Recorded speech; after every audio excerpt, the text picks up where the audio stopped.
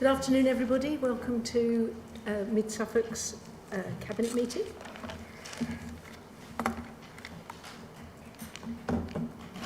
Apologies for absence. None received. Declarations of interest by councillors. Do councillors need to indicate if there is a SIL bid in their ward? No. I was just asking for clarification on whether the SIL bids in the SIL paper, if it's in somebody's ward, do they need to declare an interest? And the answer is no. No. Item 3, MCA 19/51, to confirm the minutes of the meeting held on the 10th of February. Do I have a proposer? I'm happy to propose.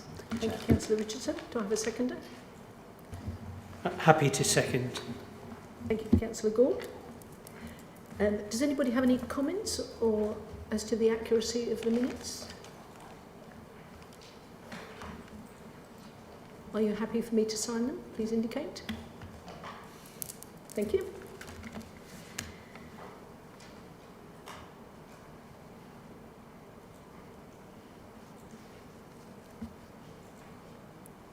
Oh, sorry, I've jumped a couple. Item 4, to receive notification of petitions in accordance with the Council's petition scheme. None received. Item 5, questions by councillors. None received. Item 6, matters referred by the Overview and Scrutiny or the Joint Audit and Standards Committee. There were none. And the forthcoming decisions list is attached. So, item 8, MCA/19/52 is the General Fund Financial Monitoring for 2019-20 quarter 3. Councillor Whitehead. Thank you, Madam Chairman. I'm pleased to introduce report MCA 1952 on the General Fund Monitoring, which extrapolates the likely outturn for this financial year based on our actual financial performance through the first 9 months of the year. In this report, as set out in paragraph 5.6, we have not repeated in detail matters that have arisen in previous quarters. These are just notated as reported at Q2, so that we can focus on variances that have come to light over quarter 3 rather than retrace over old ground. Now, excluding business rates, which we dealt with separately, the net favourable variance anticipated is £879,000.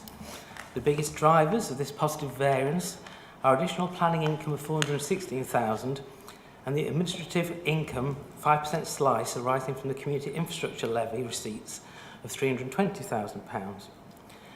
Despite our best efforts to be more bullish in forecasting planning income each year, it continues to exceed our initial expectations. We have a shorter track record with the receipts on SIL, but they too have surpassed on the upside. Having said that, it does raise in my mind what effect the coronavirus might have on our 2021 income in these areas if economic activity takes the sort of knock that the crashing stock market is suggesting. Such out-of-the-blue events, referred to in investing parlance as black swan events, reinforcing in my mind the need to have strong reserves as a fallback. Now, speculation about the future effects of the coronavirus on our council finances can be merely speculation at this time. However, the world's robust response to this outbreak must surely fit the Oxford English Dictionary's definition of emergency. Subject to any further variance arising in Q4, the intention would be to transfer this £879,000 positive variance to our Growth and Efficiency Fund.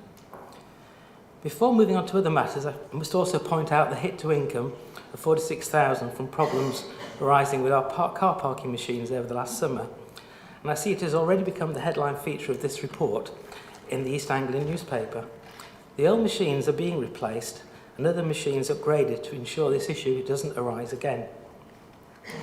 Business rates, for a variety of reasons set out in the report in paragraph 5.9, show an adverse variance of £332,000, and this variance, subject to any further changes, will be set against the business rates equalisation reserve at the year end. The report also sets out movements on our Growth and Efficiency Fund and other earmarked reserves. Capital expenditure reporting starts from paragraph 516, and the report sets out some of the difficulties in forecasting the timing of capital spending. The reasons are valid, but I do think collectively that timing forecast improvements can be made going forward. By actual value, a lot of the carry forwards relate to Suffolk, and I take comfort here in observing that we are ensuring that any investment fits our strict criteria and that we are not rushing to invest outside our strict guidelines. At this point, prior to the year end and establishing the final outturn for the year, the variances are all just for noting. Hence, the 3 recommendations set out in paragraph 3 all end in the words "be noted." I'm pleased to move these recommendations and will be happy to answer questions arising from this report, but would first ask for someone to second these recommendations. Thank you.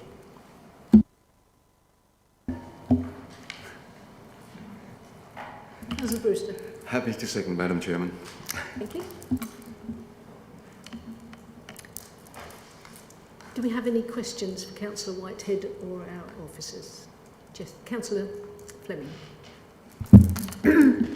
Thank you, Leader. I just had a question on paragraph 5.4, which is the general fund revenue account in relation to the collection rate. It seems that it's quite high, and I would just like to know what we're doing to try and make that a bit better. Yeah. The collection rate is not far off last year's performance, 85.36 against 85.79. But we are experiencing some difficulty in collecting the council tax reduction amounts that are under the local council tax reduction scheme. But also at the same time, more people seem to be moving from 10-month direct debits to 12-month direct debits. And that too has an effect because the cash flow is spread out more. But as far as we're concerned and SRP is concerned, I think we've got no reasons to be concerned at the moment in terms of council tax collection. Thank you. Can I just have a follow-up? Not having the perspective of years to understand whether this is good, bad or indifferent, I still think that almost 15% of uncollectible, presumably most of that is written off, is an awful lot. It's almost £1 million. And I really would like us to see some serious focus on improving that number. Now, the situation is, as at the end of December, 9 months into the year, we've collected 85% of the council tax in a period of time which relates to 75% of the council tax year. So from that point of view, we're actually ahead of where we might be, if you like, purely from a chronological point of view. Thank you. Are there any more questions from Cabinet members? Councillor Brewster. Thank you, Madam Chairman. Yes, although perhaps technically not in here, but it is mentioned, New Homes bonus. We've heard a lot of talk about 9 million in the New Homes bonus. I was reading some figures up the other day which suggests that the unallocated sum of the New Homes bonus is just nearing the 3 million mark. Just wonder if the Cabinet Member for Finance can assure me that that unallocated sum is the actual sum that is there to spend if we need to. Councillor Whitehead. Right, I think I got the gist of the situation. As far as, yeah, we've got a brought forward figure of 9 million, and we're showing an allocated remaining of 3 million there. Actually, any of the year's outturn, which we're saying is 879, would be added to that. So it's somewhere perhaps approaching the 4 million mark.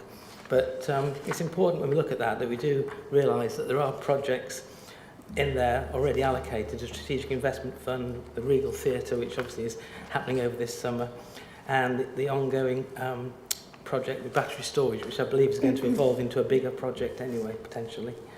And I mean, the main thing is that this Growth and Efficiency Fund, it's there for special one-offs. So, for example, refurbishing, for example, leisure centres, we can do that almost at ease if we have a fund like this, rather than trying to work out where it would come from day-to-day expenditure. Councillor Fleming? Yes, just a further question, actually, and more or less a comment on paragraph 519, which is the disabled facilities grant situation. Just to say, to request clarity on when the £7,500 grant will be formally approved. I somehow had thought it had been, but reading this paper, it looks as if that maybe that's a typo in the paragraph. Is it? So perhaps we could have some comment on that, and then also on where we're going with trying to spend more of the available grant, to try our best to make the way that grant is used and can be used as flexible as possible and as, you know, least bureaucratic as possible. What are we doing to work with the county council and the provider, if that is to be Orbit, on trying to facilitate this? Councillor Whitehead? This report obviously comes in draft to the Cabinet briefings, so a lot of it's been written probably for the last month, so there is a sort of overlap here between when the report was first written and subsequent developments in terms of the disabled facility grant changes. So my understanding is that move beyond £5,000 has already been agreed. In terms of how this is going to be spent going forward, that's an operational matter which I need to look to other people to help me on. Gavin, are you able to help? Thank you, Chair. Just to confirm, yes, the 7,500 is in place and has been since members approved the regulatory reform order policy that Baber and Mid Suffolk are the first councils in Suffolk to have adopted such a scheme. I can reassure members that as Chair of the Suffolk Housing Board, all Suffolk authorities are currently looking at the way that DFGs are administered, bearing in mind that we are in the last year of a current contract with Orbit HIA, for which has been running for 5 years. And I would expect to bring papers back to members probably in July with an explanation as to how we're going to deliver DFGs beyond the current contract. And there are lots of negotiations and discussions going on as to how best to deliver that to ultimately ensure that the budget available to us gets spent and therefore gives people with a disability the adaptations that they require.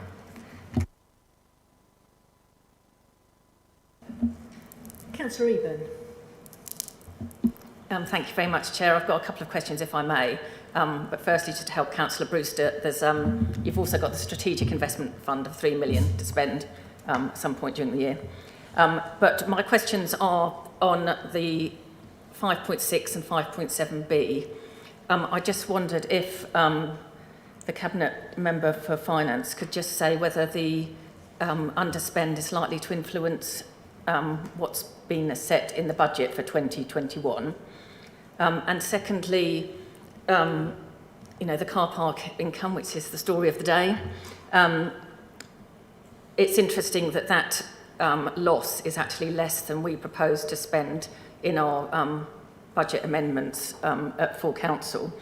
And I'm concerned about reports of some Conservative councillors talking about doing down Stowmarket, whereas what we're trying to do is look at see how there can be investment in Stowmarket. So I was just wondering whether it's possible, Chair, to have any further discussion with you about the use of car parking income in Stowmarket and how that can work out, and also just to get the confirmation that we're sure, because I've heard of issues at the Meadow Centre as well, that we're sure that those circumstances have been resolved, let's say, for that. So I appreciate an answer on that. Thank you very much. Did you want to reply on the first point? I didn't actually quite understand the first point as far as when you talked about 5.6 Were you asking whether those variances have been taken into account for next year's budget? Yes, because it's quite a high underspend, it's whether that's going to influence, whether having set the budget, there's going to be you're going to think actually we might make some changes to it because we've got additional funding that we weren't expecting. That's the question, really. Thanks. Sorry. Well, I think in my introduction I tried to sort of address that insofar as saying, despite our best efforts to be more bullish in forecasting planning income and SIL income, it does continue to exceed our expectations. But then I did flag the concern that looking forward, trying to crystal ball gaze, who knows what might be coming down the line with the coronavirus. So you're sort of asking me how long is a piece of string which hasn't been unraveled yet. On your point on the car park, we've already been discussing these as part of the CPE initiatives that were going on. If you want to feed into officers your thoughts, then we'll make sure they're taken into account. Okay, thank you very much, Chair. Councillor Wellham.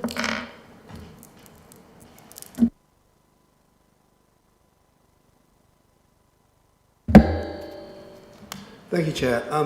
I've got some questions on Appendix C, which I don't quite understand. I wonder if I could have some help. This is headed the Growth and Efficiency Fund, which I assume is just a Mid-Suffolk fund. And so we've got figures in the budget.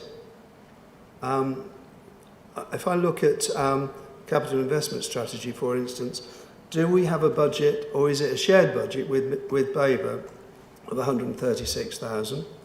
And then when we do all the other sums across there, is the variance a Mid-Suffolk variance or is it a shared variance?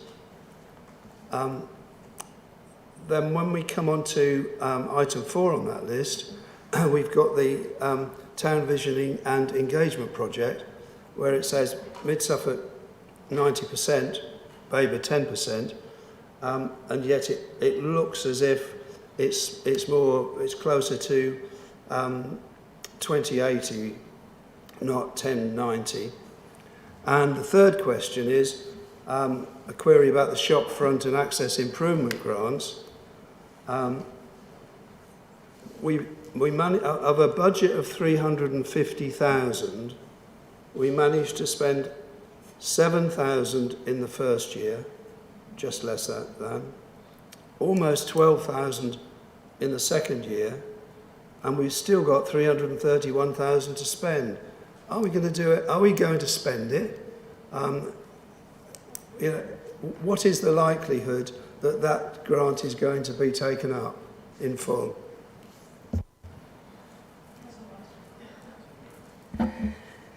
The Appendix C is headed up Growth and Efficiency Fund. Now, the BABA equivalent is still referred to as the Transformation Fund, but most of those are joint projects, particularly the ones you'll see where it says cumulative spend, which shows two headings, BABA and Mid-Suffolk.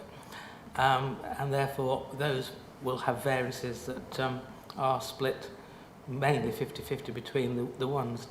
The other ones where the final right-hand columns, which are commitments in green and brown, show the amounts still to be spent and how that's been split between BABA and Mid-Suffolk. There are quite a lot of projects there, and each unique project has its own allocation to either BABA, Mid-Suffolk or both. To your third point, so I'll come back to you on the second question, to your third point in terms of the shop front grants, as you say, the spend to date, 7,000, then 12,000, is but a drop in the ocean over the whole 350,000 grant. But my understanding is that those grants are out there, they've been publicised, and it's up to individuals, businesses to make applications to spend those. On the face of it, looking at it from a pure accountancy point of view, it would seem that it's going to take a long time to spend, but again, as an operational thing, I think someone else can probably give more background to it. Councillor Brewster, would you like to come in on that item? Thank you, Madam Chairman. Yes, sometimes you can take a horse to water and often you can't make it drink. But, this has to a degree been the case. I mean, all the shops in Stowmarket have certainly been circulated 2 or 3 times, I believe, and certainly I've been around myself. There are areas which are not within the remit of that finance. However, we are currently reviewing all these grant schemes, and the shopfront scheme is certainly one of those, and it's looking to a way to perhaps do other things, not other things with it, but all in the retail area and in some of the business area, and perhaps a little bit wider than that. And we'll see how that one goes. I'm pretty convinced that once we've got that review done, that money will start to be spent. Councillor Whitehead. Sorry, could I just ask Councillor Wellham to repeat his second question, because I was distracted trying to find the information for the first question when you made your second question. Yes, certainly. If you've got page 26, line 4 is the Town Visioning and Engagement Project, which is split 10%, 90%. And yet, when I look in the grey columns, Baber has spent 10,500, Mid Suffolk have spent nearly 41,000. That's not in the ratio of 10%, 90%. Is there a reason for that? Will it come out in the end, at the end of the day, that it's 10%, 90%? Or are there specific projects that this money is being spent on, so it will be the cost, so how much is spent will be the cost of those separate projects rather than a 9-to-1 split? I think unless Finance can come to my immediate rescue, it'd be sensible to look into that and give you a proper written response afterwards. But I'm open for finance. Tell me if I go wrong. I think we councillors need to look at the end column, so the green and brown columns, as referred to already by Councillor Whitehead, and the commitments, and you'll see there that my rough and ready maths is that's 10%, 90%. So effectively, of the money spent to date, yes, you can see a greater proportion of Baber's money has been spent compared to a smaller proportion of Mid Suffolk's, but ultimately it will come out of that 10%, 90% based on those commitment figures on the far right-hand column. Councillor Wellham. So it is going to be, at the end of the day, it's going to be split 90-10 rather than what's been spent in each particular district, no matter what the projects are. Well, I would say I put the word ish, ISH, on the end of that, because obviously we don't just spend money for the sake of it. It'll be based on what's needed, but it's going to be very roughly 10-90 split. Fiona, perhaps you can help. So this money was for the 5 town visioning work that was set up before I came, I think early 2019. It doesn't include some of Baber because some of that work had already happened. So it was for the workshop. It was for an organisation called Thinking Place, who came in and did workshop events both in Needham and Stowmarket, and also Hadley. That's not what all the money was spent on. It wasn't all spent on consultants, but that's what part of the funding was spent on, which might explain the split.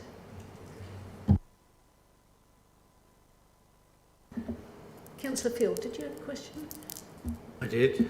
Yes, just a couple. If I can return to page 18 for a minute. Just a question again about the planning fee income and the SIL income. Clearly the object's to get our estimates right.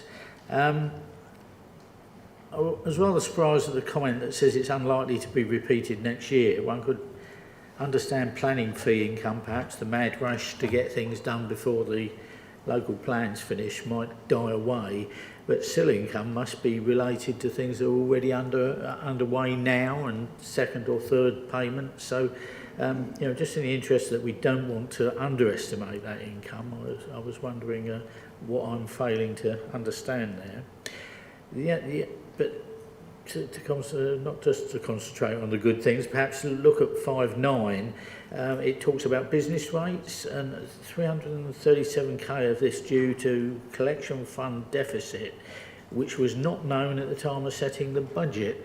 Just somewhat surprised. That's a pretty chunky sum of money to be a deficit which is unknown when you're setting a budget. So is there some good reason there, and have we taken any action to make sure it doesn't happen again? Question. Councillor Whitehead. Well, in terms of SIL, I wasn't saying it was going to entirely dry up. But I was just thinking of a sort of worst case scenario if everybody's sort of self-imposed, what's the word, with this coronavirus, and everybody's going out looking to buy property and reserving property, and obviously builders and developers develop in phases, and if things slow down, then the phasing will slow down, however drastically or small amounts of changes. But I was just thinking in a worst case scenario, if people are stuck indoors, then and not moving house and buying houses, then that SIL income could potentially decrease. That's where I was coming from anyway. And I say that's probably less than planning matters which are perhaps a bit more spontaneous than long-term developments. In terms of the collection fund deficit and the way this works, usually I rely on Catherine as our expert there because of the way it works. I don't know if Melissa, you're a bit of our standing, are you, on this? Thank you. Yeah, if I can just help add some clarity to that. So what we do is we have to submit a return to the government called an NNDR1, and we have to do that on the 31st of January. So that's too late in time for us to set the budget. It looks back to what we achieved in terms of collection rates, in terms of bad debt provision on our collection fund for business rates. But if you remember, we've set aside the business rates equalisation reserve because we don't know each year whether it's going to be a surplus or a deficit. So we've been prudent in setting aside, if we do have a surplus, that money in the reserve to mitigate that fluctuation. So there's nothing we can do about the timing of that, but we're being prudent in setting aside the reserve to mitigate that going forward. That answers your question. Sort of, still a bit difficult to see, you know what the businesses are, you know what the gross rate is. It was just a little difficult to understand why there's a 337 grand difference. The economy has been running slowly, but I don't know that we've lost any major shopping centres or anything in mid-Suffolk. I would have thought we'd been fairly robust. So it's a bit difficult to see why we didn't foresee it coming. Yeah, it's not so much around the businesses. The other element you have to bear in mind is the appeals that can come in at any time as well and be backdated. So we have no control over when those are going to hit us. So that's the other unknown factor that can have a big impact. Councillor Ted. No, I was just going to make the point about the appeals, but I'm happy that Melissa's done that. Okay, so we've got a proposer and a seconder. All in favour? Thank you, that's carried.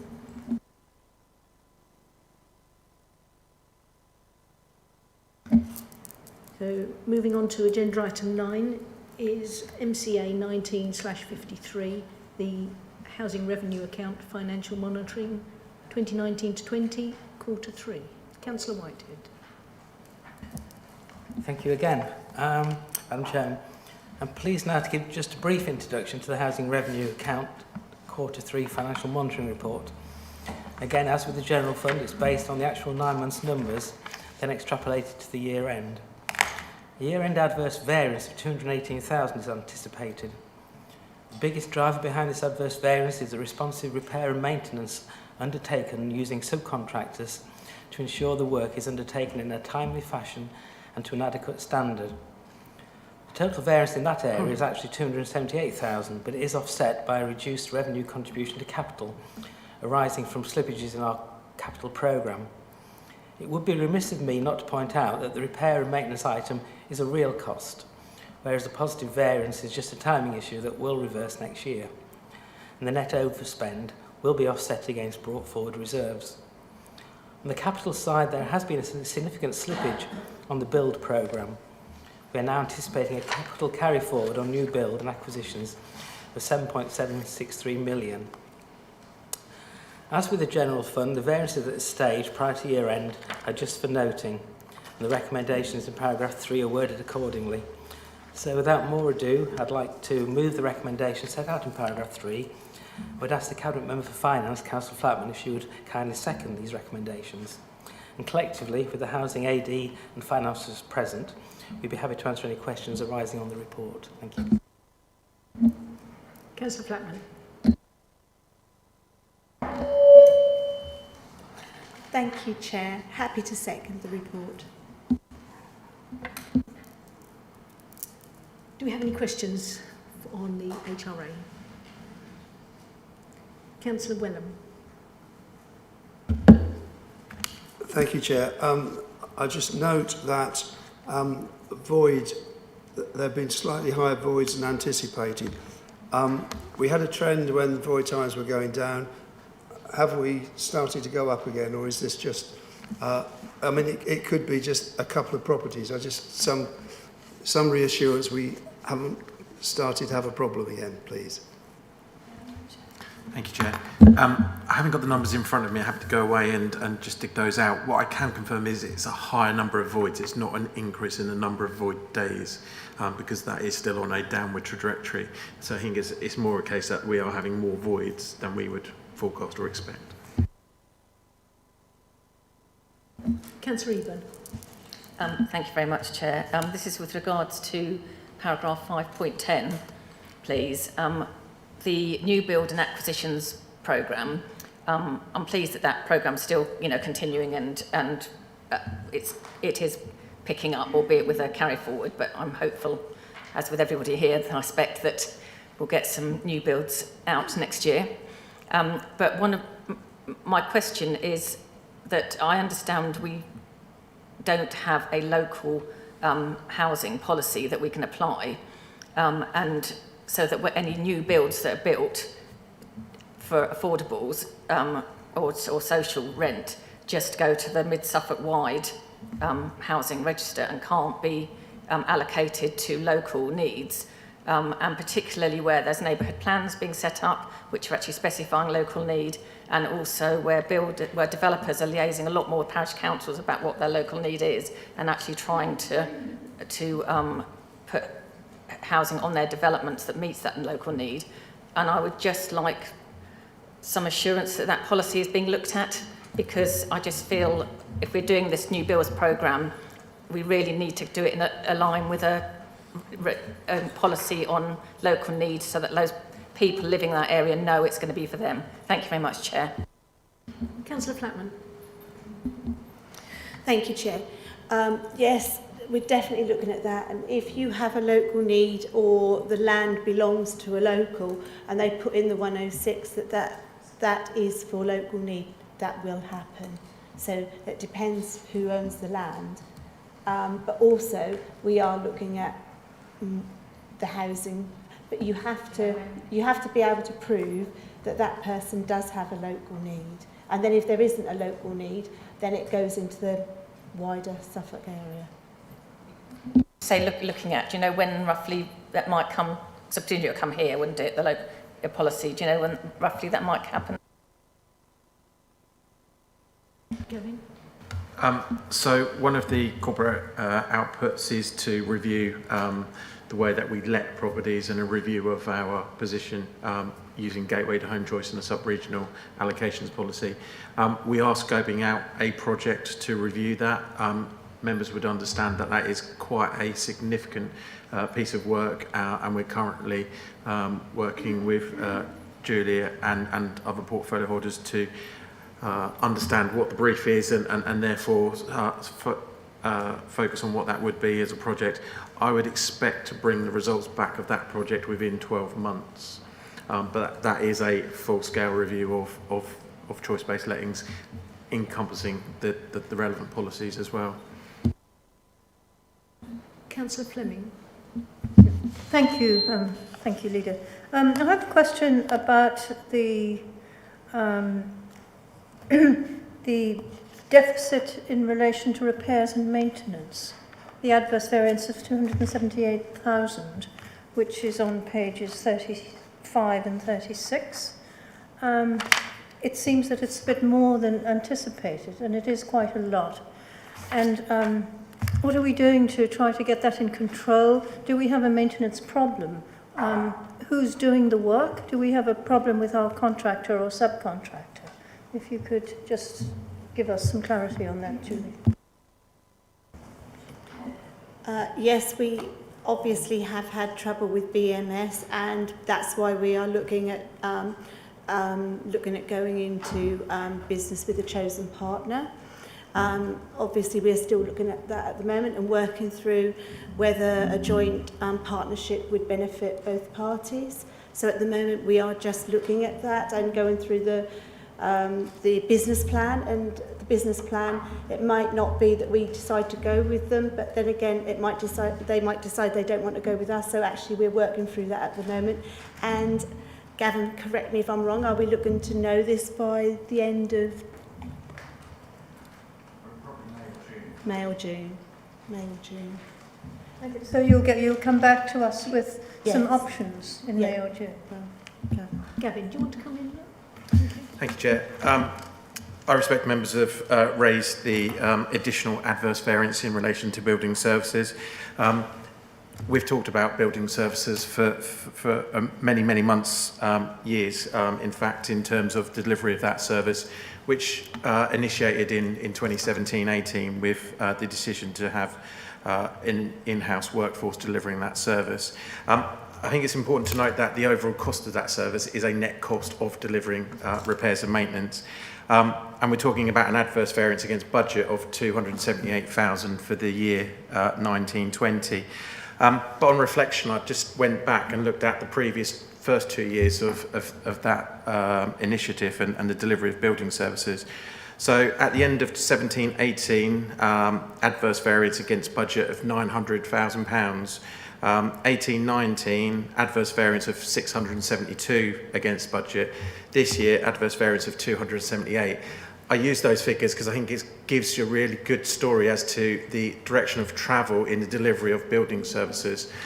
In that, yes, there is an adverse variance this year, but when you compare it year on year and you have that story, actually we are becoming more and more efficient in the delivery of building services year on year. So that's a reduction in adverse variance of 2/3 over the last 3 years. Just whilst I've got the floor, in terms of reducing our demand on subcontractors, some of the things that we are currently doing to reduce that cost, we're currently recruiting 2 carpenters, 1 labourer and 2 apprentices. We're looking at contracts where we're using subcontractors to deliver work, e.g. repairs to fences. We're looking at contracts in an attempt to capitalise some of that work. We're reducing our demand on contractors to deliver voids because we're now far more efficient in the delivery of void management. We're identifying opportunities to train existing staff to carry out specialist works where traditionally we've used contractors to provide UPVC repairs to doors and windows as an example. And we've recently revised the team structure, giving more focus to the management and supervision of subcontractors where we need to use them. Councillor Richardson. Thank you very much, Chair. That was some very useful context about the previous history of the adverse variance for repairs and maintenance. Can I just ask off the back of that, either to the Cabinet Member or to the Assistant Director for Housing, of how confident are you that that trend will continue in the next financial year so that we would potentially see that variance either significantly reduced or eliminated in total? So I can talk to you about the direction of travel, and I've talked to you about some of the examples just in relation to subcontractors. we're actually seeing significant improvements in delivery of that service, partly, if I'm honest, out of working alongside Flagship in the development of the joint venture business case. So this year we've seen a reduction in our cost of materials through Travis Perkins. That amounts to about £60,000 this year. We've had an ongoing problem since the inception of building services that we have a number of outstanding job tickets. Outstanding job tickets means that work has been raised but hasn't been either completed or the costs of that haven't been recovered. In the last 2 months, that outstanding job list has reduced by over 2,000 job tickets. So they're just some of the examples that I'd allude to. As I bring a joint venture business case back to members in due course, then I will also be briefing members on some of the work that we've been doing and undertaking in that service over the last year, because it's all credit to the staff working in that service that they are making the improvements that both I and members have desired for some time.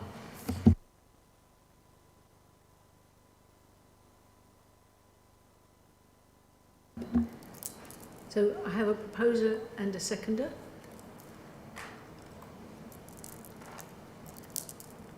All in favour of recommendations 3.1, 3.2 and 3.3 to be noted, please indicate.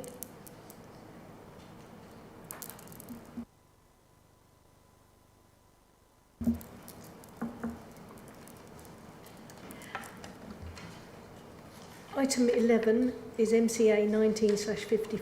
No, it's not that one, sorry. Item 10, MCA 19/54, quarter 3 performance outcome reporting. The report is actually in the tabled papers.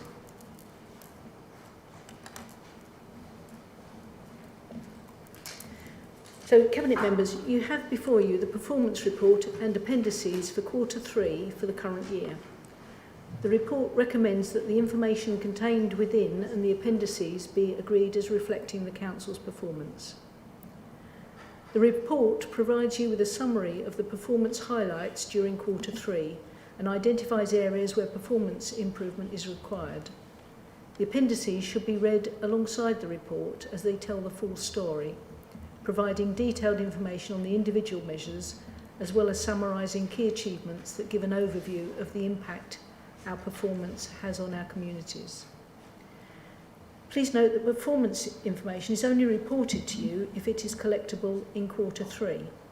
This is most noticeable within the communities area, where much of the performance measure data is collected on a half-yearly or annual basis and will be reported next at the end of quarter 4. Work is underway to review performance measures for communities to align with the community's strategy. I would just like to thank you all for the continued hard work and support you have undertaken in conjunction with your assistant directors in reviewing and updating the measures to ensure that the information captured is relevant to the Council's priorities. And I would like to call for a seconder. Councillor Richardson. I'm happy to second that, Chair. Thank you, Councillor. Do we have any questions?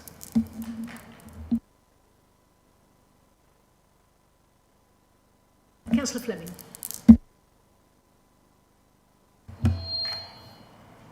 Yes, regarding,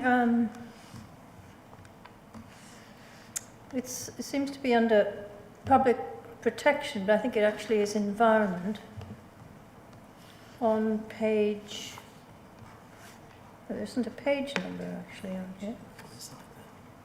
Oh, sorry, there is. On page 86 and 87, I just have a question on, two questions actually. One is on fly tipping. I realise this is my own portfolio, so I suppose I'm asking myself the question. But perhaps officers could help me with this. And this, it's about fly tipping first. How are we measuring performance properly in terms of the trend, the downward trend? Is that a good thing? Or does it mean that fly tipping is just not being reported? Can we have some clarity on what our sort of performance indicator is really telling us about that? That's my first question. Did you understand the question? I mean, is it a good thing to have fewer reports? That's basically the question. Sarah, perhaps you can help?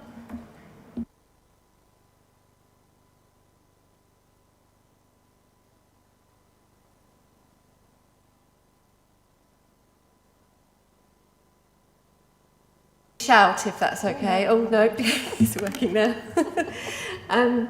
Yes, just to confirm, the reports of fly tipping are those from members of the public. So they are reports made to us. I can't comment on whether we're seeing a decline in the reporting rather than the instances of fly tipping.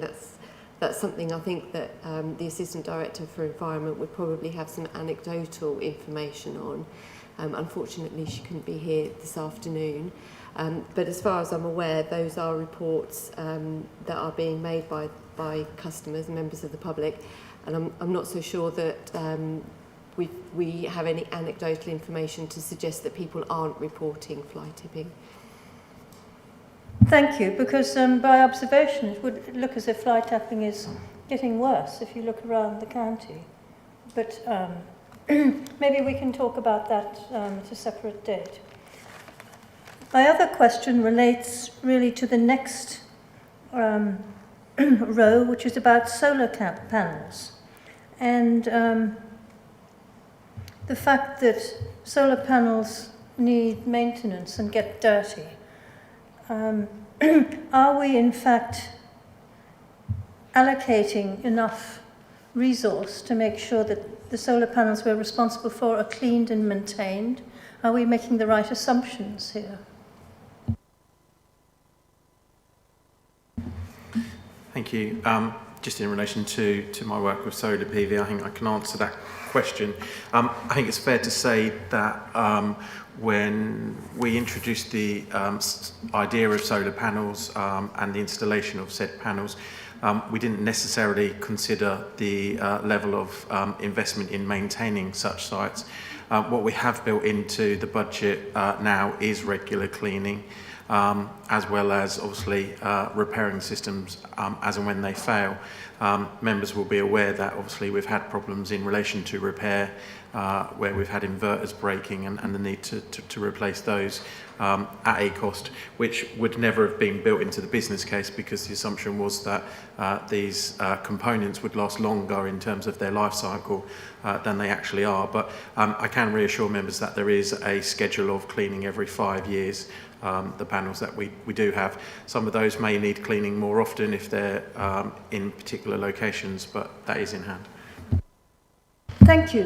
Can I suggest that we actually consider whether it's appropriate to develop a target for maintaining the panels, so that we can understand how much it's costing and how the panels are performing in relation to their expected lifespan? Yes, we do have that information, and I am hoping to bring a report to administration shortly on the delivery of solar panels, both in terms of the fit gained as well as the energy generated. Thank you. I do have a couple more comments on my own paper, I'm afraid. But if you want me to... as our Assistant Director isn't here, I can address them separately and bring back... I think it's probably better if you address them to the officer outside this meeting. I think it's not fair to ask them when she's not here. Thank you very much. Does anybody else? Councillor Field. Thank you. A couple of questions. First, a comment. Our microphones are clearly set up so they are howling on occasion again. And I've had to tell the county about that. I think you really make sure they're set up properly. You can tell from the way the voice echoes that the gain's too high. The questions I have are that if you look at the human resources, that's page 45, we have an issue of days lost due to sickness, which seems to have been getting getting better over the last year or so, 18 months or whatever, and it's suddenly spiked up again. And it says spike in the third quarter is normal, but it wasn't normal in 18-19. It did occur in 17-18, so I'm not quite clear why it's normal. Perhaps one does get more sick in the winter, but probably quarter 4.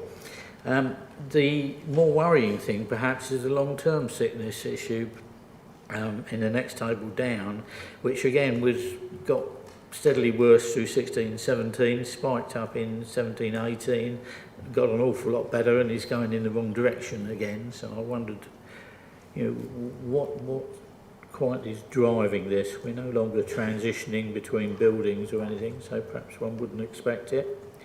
And the same thing if you look down at the HR03, average number of days sickness has gone from 1.62, which is not unreasonable at all, to 4.63, which is again heading heavily in the wrong direction. So I wonder what sort of issue we've got.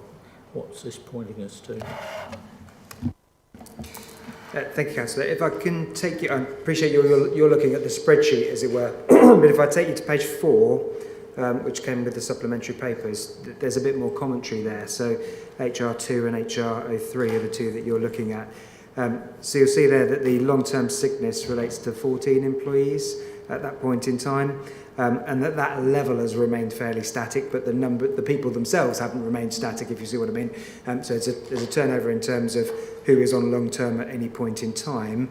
9 of those, in direct answer to your question, 9 of those relate to mental health concerns specifically, which, as you would expect by the very nature, are not things that can quickly be resolved, nor are they things necessarily that quickly happen in terms of them occurring in the first place. But positively, and I say this positively as a manager rather than positively as a human being, but positively only 2 of those relate to work-related absence. There's still 9 people who are suffering from mental health that we will support through that process. But the reassuring thing as Chief Executive is that that's not being caused in the round by work, which is fantastic to see, but it does mean it has an impact on the overall workforce. It's also relatively small, so 14 people out of a workforce of over 500 is not a significant percentage, but every person is obviously important and we want to make sure that we're supporting them as best possible.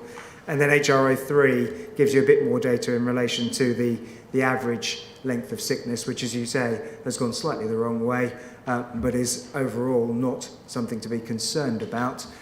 Taking the lead from Councillor Whitehead's comments earlier, it remains to be seen what may or may not happen over the winter in terms of other illnesses. What I'm secretly hopeful for is that the good practice, and I'll take the opportunity to remind everyone in terms of the 20 seconds of washing your hands and washing your hands more frequently, that's common sense and should have been happening anyway. And I'm sort of hopeful that actually we might see a reduction in sickness despite coronavirus by virtue of better hand hygiene. But I won't count my chickens in that regard.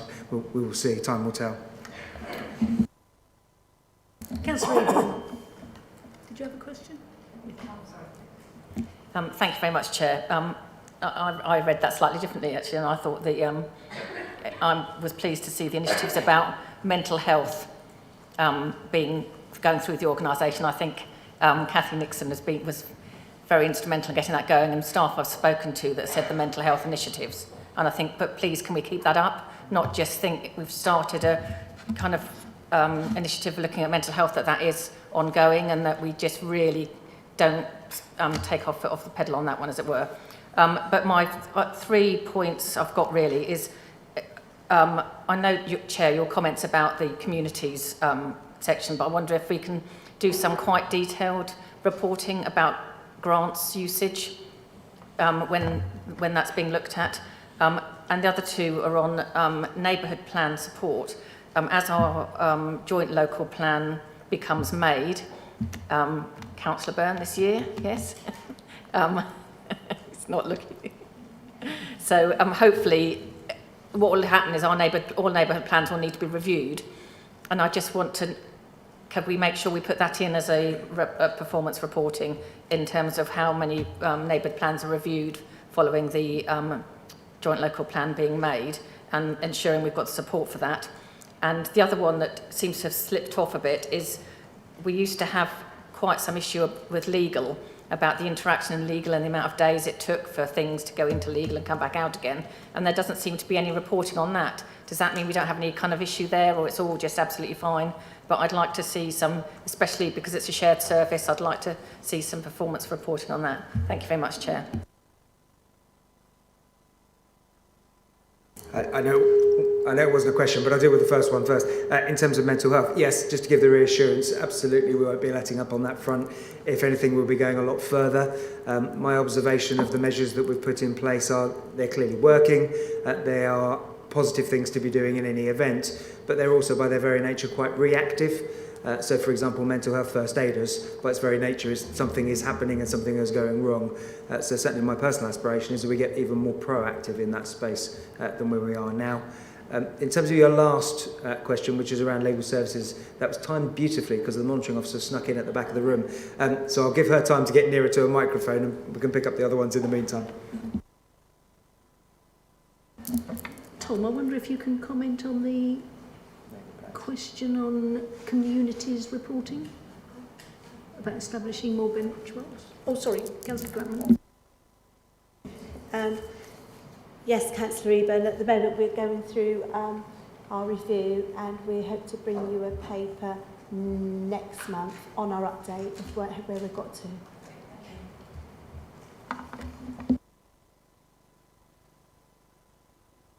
Thank you, Chair. I was trying to be inconspicuous there. So it's not something that we've picked up as an issue at the moment within the legal services team, but we are reviewing our service plan at the moment and looking at performance indicators so we can build in something about that.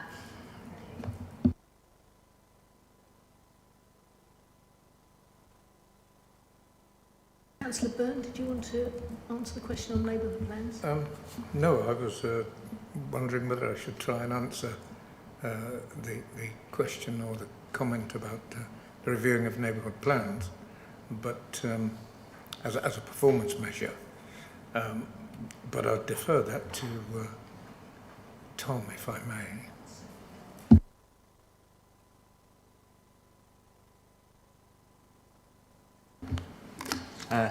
Yes, we can add that in.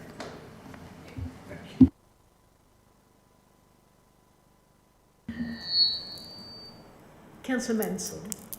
Thank you. I've got a couple of points, if I may. One is that I'm surprised that there's no performance reporting on void performance, which I was expecting to see. It's already been mentioned, and Councillor Wellham took my question on the previous paper. And I'd also like to ask a question about WS04, about garden waste subscribers. I would imagine that plateaus because, and it's all very well having a number of people who've got a garden waste subscriber, but as a percentage of the population, are we about normal with other similar districts? Because I would expect that once it's plateaued, we can't expect to get any more. So just wondered, you know, what other views on that were. Councillor Fleming, are you able to answer that? Well, we're talking about the amount of garden waste subscriptions here. Yeah. And that can be, having more of them can be both good and bad. It's not a simple matter of it's good to have more. Because, on the other hand, the more people that can deal with their own waste in a sensible way, that's a really good thing too. So I think it's a complex question to which the answer isn't just, oh yes, the more the better. That's what I asked. Yes, I realise that. But I think I might refer to officers for the direct question, response to your question. If there's someone here who can answer it. We'll deal with that outside this meeting. And the voids? Gavin, are you able to answer on the voids? I respect it's not in here. I think obviously this was an exception report, and the trajectory with voids is obviously continuing in the right manner, hence why overview scrutiny have decided that it doesn't need that level of rigour in terms of monitoring. Obviously, should there be a challenge or an issue going forward, then obviously I'll come back and report that and explain what we're doing about it.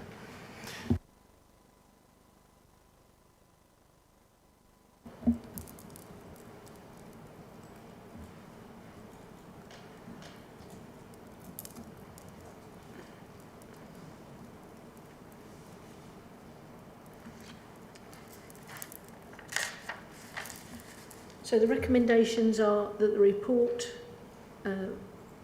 be noted. We've got a proposer and a seconder. All in favour? Thank you, that's carried.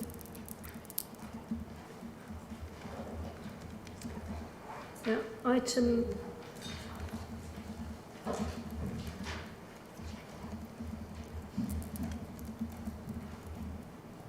Item 11 is the Community Infrastructure Levy, MCA 19/55. Councillor Byrne. Thank you, Chairman. This Cabinet report follows in the footsteps of bid rounds 1, 2 and 3, which took place in May and October 2018 and 2019, including the latest SIL bid decision on bid M14/18 Starpland High School expansion, which members considered in January 2020. You have a Cabinet report in front of you, a business plan, Appendix A, and the technical assessments for the individual SIL bids, which are in Appendix B. The SIL business plan also contains an update on progress on decisions in bid rounds 1, 2 and 3, and on bid M14-18.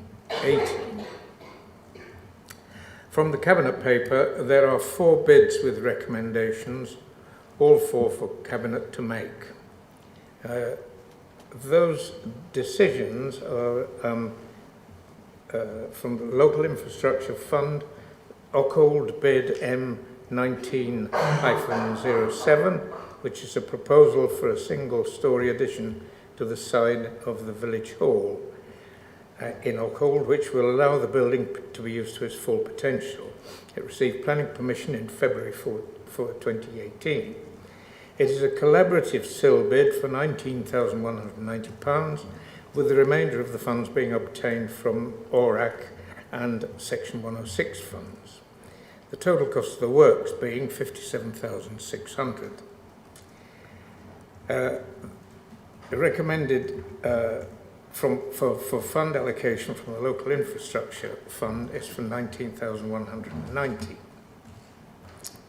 Second bid is Thornham bid 19-08, which is for a 44-bay car park at Thornham Walks with a green surface made from recycled plastic grass reinforcement mats that will provide strength for vehicles and a safer surface for pedestrians. The no-dig installation mesh allows grass to grow through. It also allows for the planting of small native trees. That's not the mats, but the bid.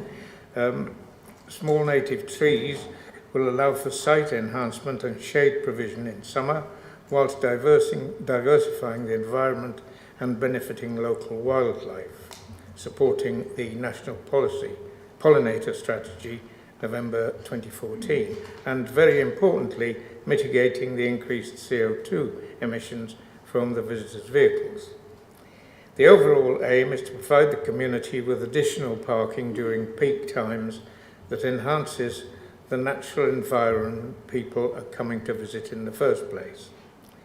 It is a collaborative bid for £27,000 out of a project that costs approximately £32,319, and the recommendation is for Cabinet to approve the bid for £27,000, subject to a legal document to certify that the land can be used for this purpose for 25 years, which is equivalent to a lease, as the land is not in public ownership. Third bid is Bramford, bid M19-10. This bid is for £645,600, thereabouts, for a primary school extension. This represents essential infrastructure within the infrastructure delivery plan and is required to support commenced and approved growth, taking the school from 210 to 315 pupil places. The proposal has the benefit of planning permission, and it is anticipated that the project will complete in August, ready for term time in September 2020. It is a collaborative bid for, as I've said, £645,593 out of a project that costs a total of 1.4 million, with 401,973 Section 106 monies and council borrowing of 442,956. The recommendation is for Cabinet to approve this bid for £645,593. £645,593, that is. The fourth bid is Claydon, which is bid M19-14. This bids for £499,421 for a primary school extension. It represents essential infrastructure within the infrastructure delivery plan and is required to support commenced and approved growth, taking the school from 420 to 525 pupil places. The proposal has the benefit of planning permission and the project completed in September 2019. Suffolk County Council has advanced reasons why this is a unique case, such that the approval of this case would not set a precedent for seeking SIL funds retrospectively. The recommendation to support this bid is therefore regarded as an acceptable exception to the SIL expenditure framework. It is a collaborative bid for £499,421 out of a project that costs a total of 2.6 million, with £1,489,805.94 in Section 106 monies and £388,222 basic need funding, and in maintenance funding of £16,907, and Suffolk County Council borrowing of £205,644. The recommendation is for Cabinet to approve the bid for £499,421. So, for the amount of spend for bid round 4, the total expenditure on bid M14-18, which was determined January 2020 for Stow Upland High School, £2,446,575. The total additional expenditure in bid round 4, ring-fenced and local infrastructure fund, £1,191,204, and the total expenditure therefore in bid round 4, including M14-18 Stow Upland, is £3,637,779. So the recommendations are set out in your report. Paragraph 3.1, to make decisions at Ockhold, Thornham, Brownford and Claydon, and paragraph 3.2, Cabinet is asked to note and endorse the SIL business plan. Thank you. Thank you, Councillor Byrne. Do you have a seconder? Thank you, Chair. Happy to second the recommendation. Thank you. Councillor Fleming. Yes, I have really a comment on the SIL report on page 4 in appendix. Is it appendix?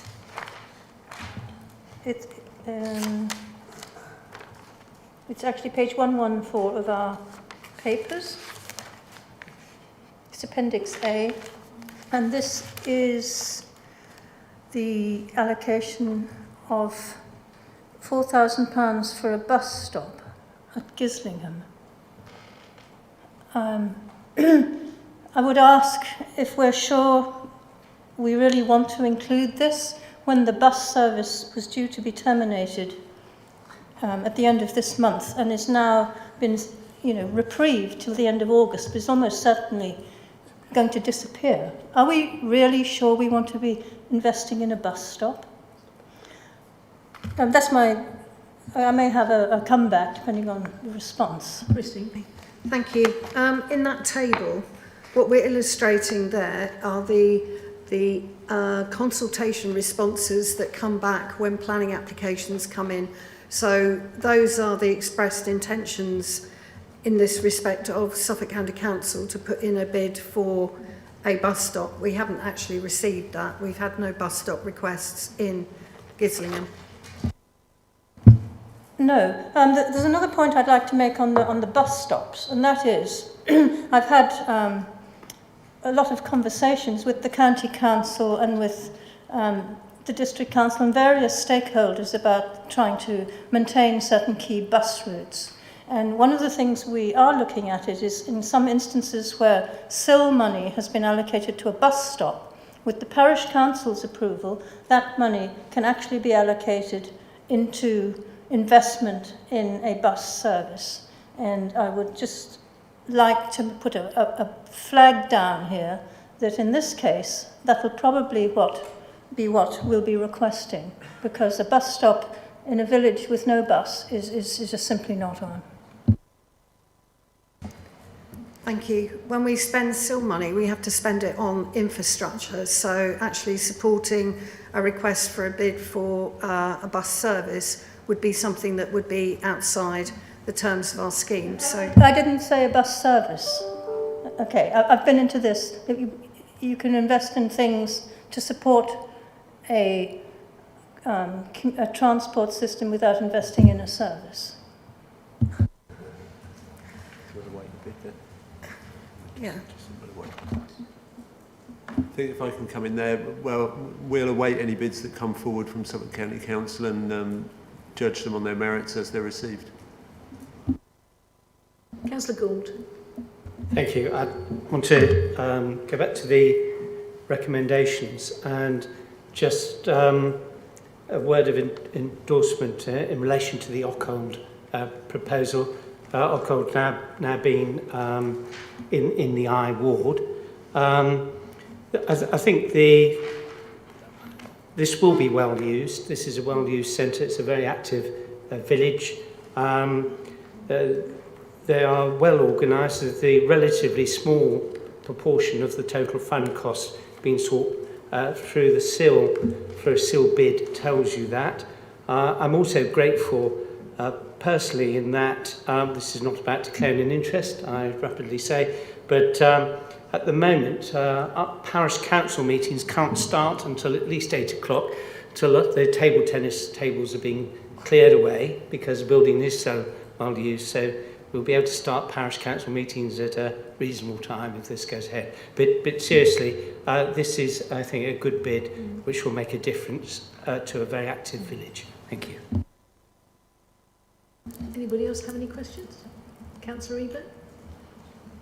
Thank you very much, Chair. I've got a couple, if I may, and I agree with Councillor Fleming as well, but I know parishes that are paying for bus services now, so they've got, and they have new bus stops as well to serve them. But just on SIL for Stowmarket, could you just confirm, I know the majority of Stowmarket doesn't get SIL money, but there's a Cedars Park one in here, so that's outside of the general Stowmarket SIL money, so if you could just confirm that.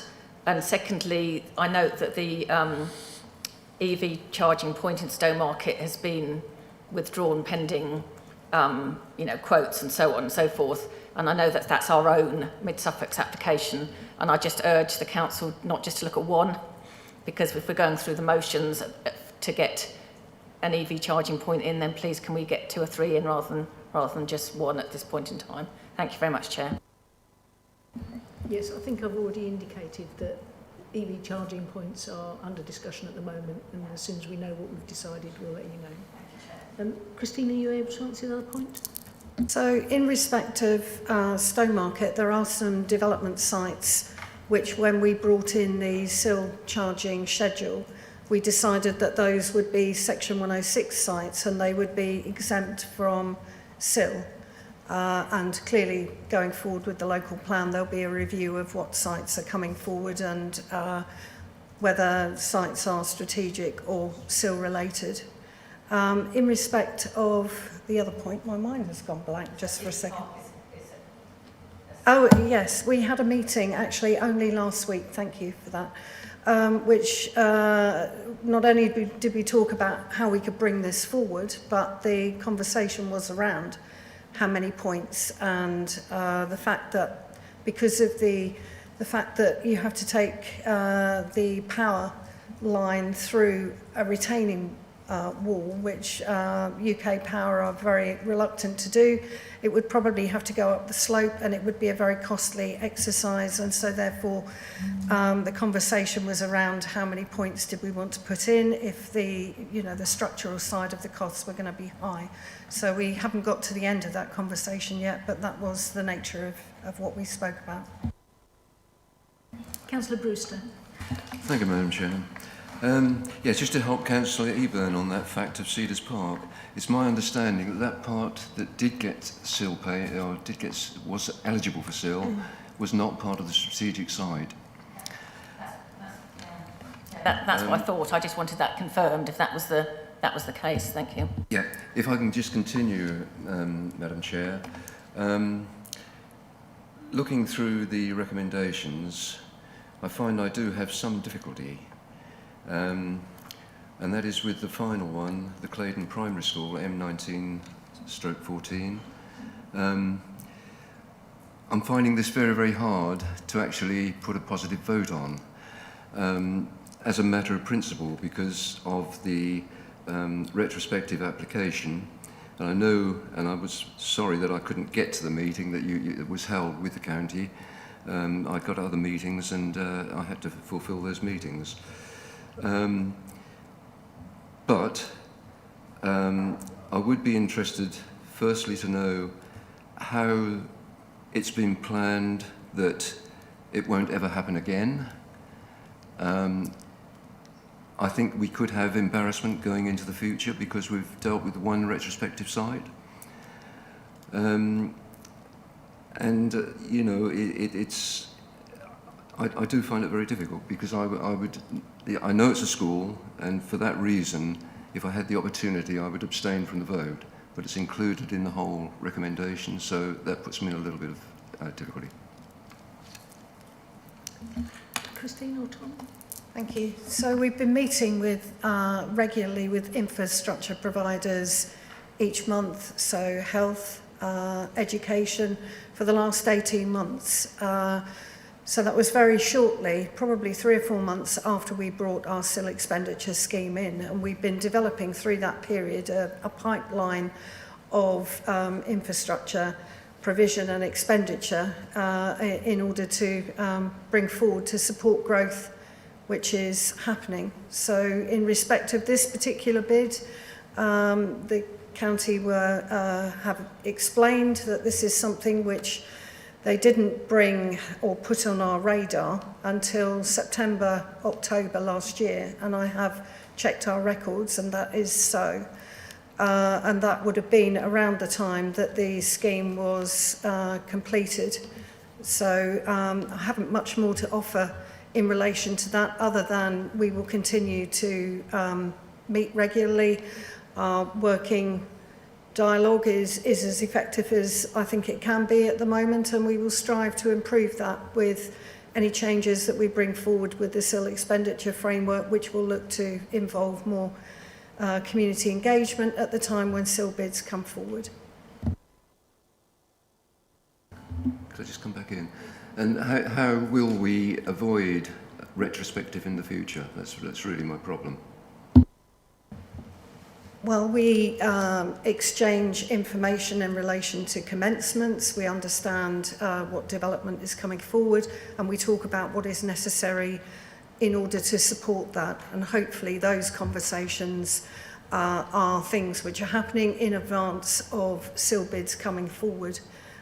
We have asked the question of Suffolk County Council in relation to education when the next school bids would be being brought forward, and the answer that I've been given is that it's unlikely that we will need anything until 2023. So the discussions will be around the commencements where the growth is happening and what is necessary to trigger that. Councillor Byrne. Yes, I do understand that explanation, Christine, with regard to our relationship with the county council. That probably satisfies my concerns about similar bids being made after the event from the county council. But I shared Councillor Brewster's concerns that as a principle, that also can, the ability to apply retrospectively can also apply to non-county council sources. Are there any reassurances you can... Oh, and the other part of my question would be, how did the county justify the fact that they didn't? What do they have a good reason for not coming forward with that request before they actually did? So there's two parts to that question. Thank you. If I can assist here, the County Council apologised for an error on their behalf, which was they've held their hands up and said that it was an error on their part that they didn't come forward and make a bid for Claydon Primary School at the appropriate time. It was a misinterpretation of one of their officers. Just to return to the I think the substantive part of both of the most recent points, just to remind councillors, the refreshed SIL expenditure framework will be coming to council in April, and you have an opportunity there to reinforce the strength of feeling that you have around retrospective applications, and if you wanted to kind of solidify your approach as a cabinet in terms of accepting or not retrospective bids, then you could do that at the time of full council when you're endorsing the refreshed and new SIL expenditure framework. Any more questions? Councillor Field? Reluctant to intervene in a way, but Claydon is in my county division, and the SIL funding, I believe, is coming from a development in Blakenham, which is in my district division. My interpretation, understanding that it was a mistake on behalf of a county officer, is that Great Blakenham development was very close to the transition from 106 agreements to SIL funding, and they undoubtedly caused the the fumbling of the baton as it was passed, I guess. Certainly my belief. I was also going to say I was somewhat pleased to see the development, obviously, in Bramford again, which is a school which is absolutely full and requires expansion. It's good to see this money funding it at this time, and both those schools are supporting very substantial developments in their area. So, if it's a plea, I think the money is necessary.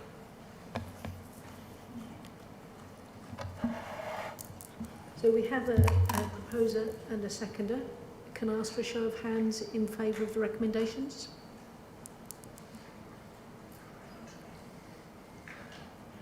Thank you very much, everybody.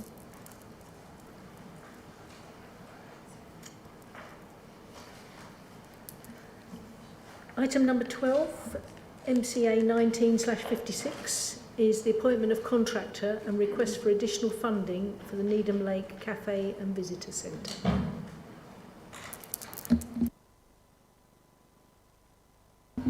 Thank you, Madam Chairman. Just as an introduction, I thought it might be useful to name the councillor working group that's worked on this over quite a long period now. That is, of course, Madam Chairman, yourself, Councillor Flatman, Councillor Fleming, myself, and the two ward members, Councillor Phillips and Councillor Norris.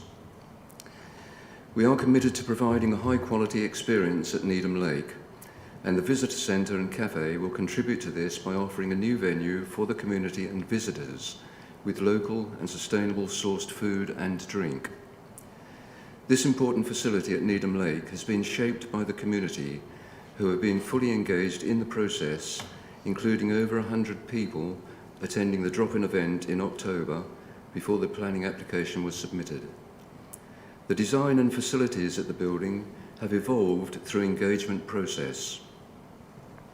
The original Cabinet decision in March last year, and I emphasise this, Madam Chairman, was approved with indicative costs and highlighted that the ground conditions, including clean water to the site and drainage costs, were risks to the project.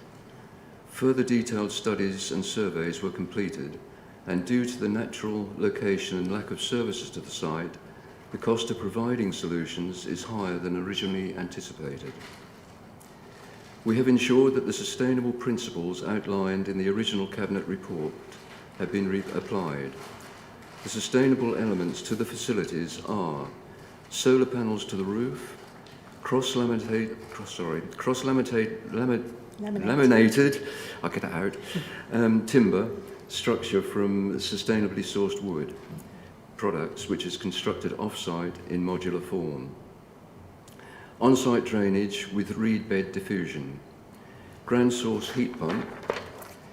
The shape of the building improves the thermal envelope, more carbon efficient. Natural infiltration surface water drainage, SUDS. Throughout the design and layout of the facility, and any changes to the scheme have been monitored by the Councillor Working Group, including the ward councillors.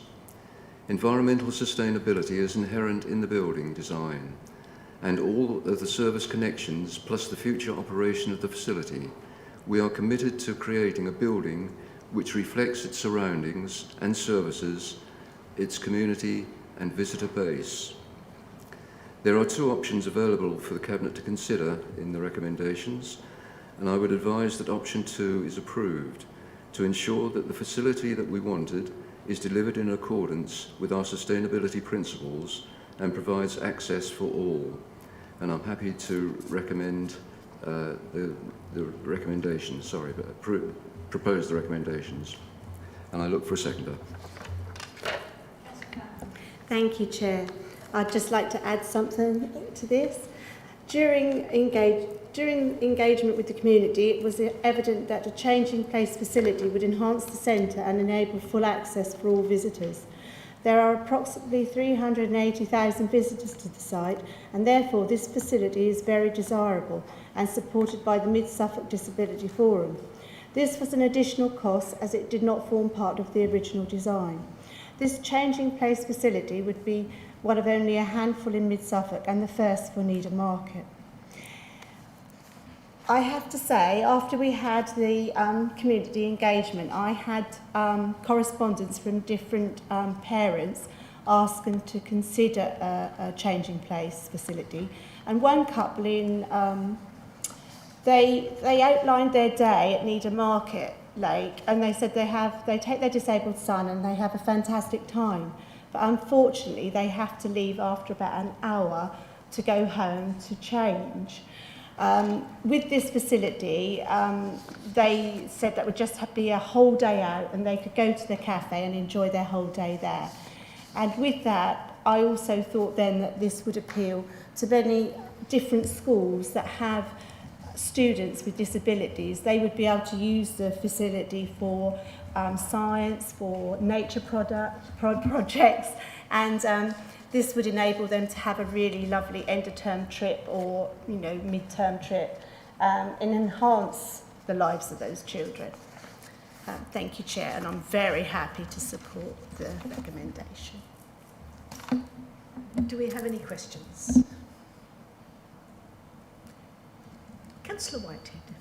Thank you. Sometime within the last 7 days on the internet, I read an article, and unfortunately, despite my best endeavours, I haven't been able to re-find this article. But the gist of this article, as I read it, was saying that the government were looking to change their policy in regard to gender-neutral toilets, insofar as all public buildings should have separate facilities rather than combined facilities. And my only concern is that if this is correct, as I read it, you know, we're literally building this out over the next few months, that it would be a shame to then build it and then find it's not compliant and have to make alterations. So I'd just like officers, if they could, to either informally or formally just make sure that what I read I didn't dream about, and it is correct, and to ensure that the building as built will be long-term compliant. Fiona. Well, I'm not entirely sure what you've read, so I don't know that I've read what you've read. But we are following current guidelines, and at this moment in time, that's what we have to do. So at the moment, we've designed the building to have unisex toilets, and as I say, we're following current guidelines. Yes, my only concern was, as I read it, it seemed like it was fairly imminent change in government policy as opposed to somewhere down the line. So that's why I flag it. We'll keep an eye on it. Anybody else have any questions? I have a proposer and a seconder. Can I have a show of hands in favour of the recommendations? Thank you.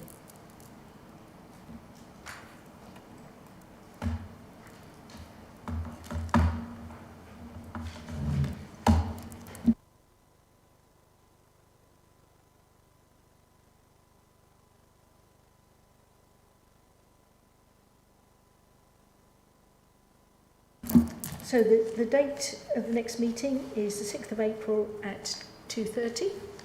I look forward to seeing you all there. Meeting closed at